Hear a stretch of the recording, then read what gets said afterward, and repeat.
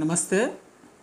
ఢిల్లీలోని జంతర్ మంతర్ దగ్గర సోనం వాంగ్చుక్ గారు ఆమరణ నిరాదీక్ష చేయబట్టి ఈరోజుకి 17 రోజులు నడుస్తూ ఉంది. కనీసం కేంద్ర ప్రభుత్వం ఇప్పటి వరకు స్పందించకపోవడం సిగ్గుచేటు. 17 రోజులు కావస్తూ ఉంది. మెతుక్కు తినకుండా ఆమరణ నిరాదీక్ష చేస్తే కనీసం మీ కంటికి కూడా కనిపించదా? మీరా నిజం దేశభక్తులు? దేశంలో అన్యాయం జరుగుతున్నాయని చెప్పేసి, నిరుద్యోగులు ఆగమవుతున్నారని చెప్పేసి దేశ భవిష్యత్తు గురించి ఆలోచిస్తున్నటువంటి సోనం వాంగ్చుక్ గారు ఢిల్లీ ప్రధాన ప్లేస్లో అయినటువంటి జంతర్ మంతర్ దగ్గర నిరాహార దీక్ష చేస్తే ఒక్క కేంద్ర మంత్రి వెళ్ళడం లేదంటే సిగ్గుచేటు.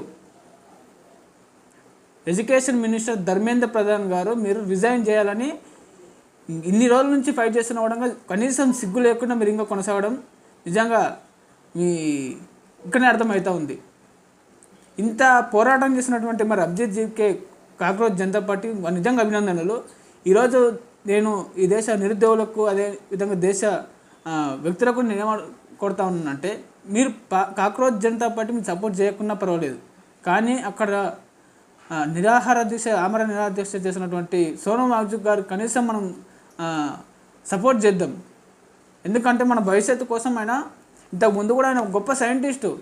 దేశంలో ఎడ్యుకేషన్ ఏ రకంగా మెరుగుపడాలి, సైన్స్ అనేది ఏ రకంగా డెవలప్మెంట్ కావాలని చెప్పేసి ఆయన మంచి ఎన్నో పరిశోధన చేసిండు. విద్య అంటే కేవలం ఉద్యోగమే కాదు, దేశాన్ని మార్చే విధంగా మనము ముందుకు పోవాలని చెప్పేసినటువంటి గొప్ప వ్యక్తి అయినా ఈరోజు ఆమరణ నిరాహార దీక్ష చేస్తుంటే కూడా కనీసం స్పందించట్లేదు. ఆయన చనిపోయేంత వరకు కూడా మీరు ఏమన్నారు నాకు తెలిసేది. మీ యొక్క క్యారెక్టర్ ఏంటంటే ఇలాంటి వాళ్ళు ఉండకూడదనే మీ యొక్క క్యారెక్టర్. అలాంటిది ఆయన ఆమరణ దీక్ష చేస్తే ఏంటి, లేకపోతే చనిపోతాం మాకేంటనే ధోరణిలో మీరు ఉన్నారని మాకు అర్థమైంది. ప్రజలు గమనిస్తున్నారు.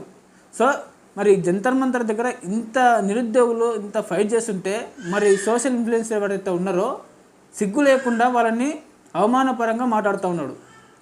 ఒక జర్నలిస్ట్ రామ్లమ్ అనే ఒక జర్నలిస్ట్, మహిళా జర్నలిస్టు, అక్కడ ఉన్న వాళ్ళు దొప్పి తింటున్నారు, వాళ్ళు ధర్నా చేస్తారా లేకపోతే టైంపాస్ చేస్తున్నారు అనే రకంగా అవహేళన చేస్తూ మాట్లాడుతున్నారు. చూడమ్మా, ఏసీలో కూర్చొని మాట్లాడినట్టు కాదు. నువ్వు దమ్ముంటే వచ్చి అక్కడ ఫైట్ చేయి, వచ్చి జనాల ముందర కూర్చొని ఈ యొక్క ఫైట్ చేస్తే తెలుస్తుంది దాని యొక్క వాల్యూ ఏంటనేది.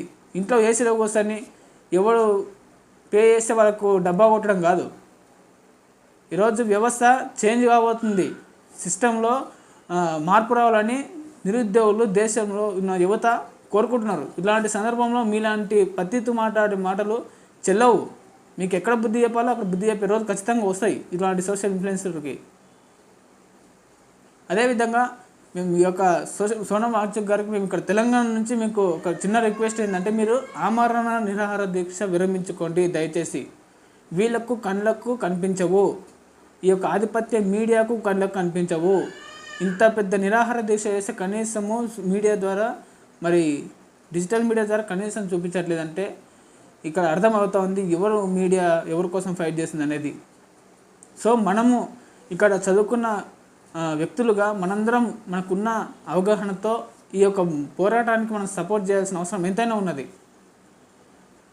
లేకపోతే మనకే సర్వనాశనం అయ్యే రోజులు అయితే 100% దగ్గర ఉన్నాయి. 80,000 పైగా ఉన్నటువంటి దాదాపు విద్యాలయాలని మూసేసారు. ఇంకా కొన్ని రోజులు అయితే ఇంకా 20,000 విద్యాలయాలు మూయడానికి ఇంకా రెడీ ఉన్నాయి. ఇంత మళ్ళీ డెవలప్మెంట్ చేస్తా అని చెప్పి పెద్ద మాట్లాడతారు, మళ్ళీ ప్రతి మాట్లాడతారు. సో దయచేసి నిరుద్యోగులంతా ఏకం కావాలి. ఈ యొక్క పేపర్ లీకులు చేసినటువంటి, అదేవిధంగా ఈ నిరుద్యోగులకు సర్వనాశనం చేసినటువంటి, అదేవిధంగా మీకు సంవత్సరానికి ఇన్ని ఉద్యోగాలు ఇస్తామని చెప్పినటువంటి వీళ్ళందరికీ తగిన బుద్ధి చెప్పాల్సిన బాధ్యత మనందరి మీద ఉన్నది. రాబోయే జనరేషన్కి మనం ఏం సమాధానం ఇస్తున్నాం అనేది ఇప్పుడు చేసిన పోరాటానికి మనం గుర్తింపు ఉండాలి. లేకపోతే మన పిల్లలు, మన రాబోయే తరాలు ఖచ్చితంగా మనల్ని ఒక హీనులుగా చూస్తారు. దయచేసి గుర్తుపెట్టుకోవాలి మనం. అదేవిధంగా తెలంగాణలో ఇప్పుడు ఇక్కడ మాట్లాడుకున్నట్టయితే, తెలంగాణలో రేవంత్ రెడ్డి గారు ఎలక్షన్ కంటే ముందు మీకు 2 లక్షల ఉద్యోగాలు ఇస్తాం, అన్ని ఉద్యోగాలు ఇస్తామని చెప్పిండ్రు. అశోక్నగర్లో రాహుల్ గాంధీ గారు వచ్చి నిరుద్యోగులకు న్యాయం చేస్తామని చెప్పిండు.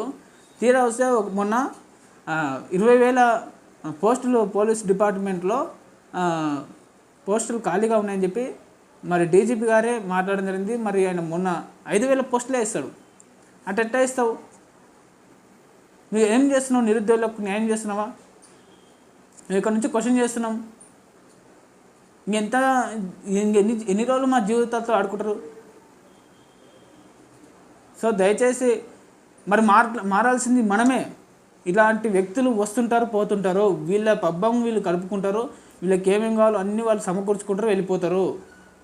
ఫ్యూచర్లో మనం బాగుపడాల్సింది కాబట్టి సరైన వ్యక్తికి మనం అవకాశాలు ఇద్దాం. ఇలాంటి వ్యక్తులకు ఇప్పుడు ఏ కాకపోతే బి, బి కాకపోతే ఏ, ఈ ఇద్దరికీ అవకాశం ఇద్దామా? ఎక్స్ట్రా వచ్చే సికి అవకాశం ఇవ్వకూడదా? మనం సికి ఇస్తేనే కదా మనకు అవతలోనికి ఏం చేస్తారు అనేది. బీఆర్ఎస్ కాకపోతే కాంగ్రెస్, కాంగ్రెస్ కాకపోతే బీఆర్ఎస్, లేకపోతే బీజేపీ. ఈ పరిపాలన అంతా చూస్తూనే ఉన్నాం మనము. సంవత్సరాల కొద్దీ చూస్తూనే ఉన్నాం. ఎవరు జీవితాలు బాగుపడలేవు, వాళ్ళ జీవితాలు బాగుపడ్డాయి. 1000 ఎకరాల భూములు వాళ్ళు రాజభోగాలు అనుభవిస్తూ ఉన్నారు. ఇంకా ఏడున్న పేదరికం అట్టనే ఉన్నది ఊరు స్థాయిలో. సో దయచేసి మనందరం దీన్ని మార్చాల్సిందిగా మన మీదనే ఉంది బాధ్యత. వీలైనంత వరకు మనందరం ఒకటిగా పోరాడాలని కోరుకుంటున్నాను. నేను మీ నవపేట శ్రీకాంత్ ముద్రాజ్.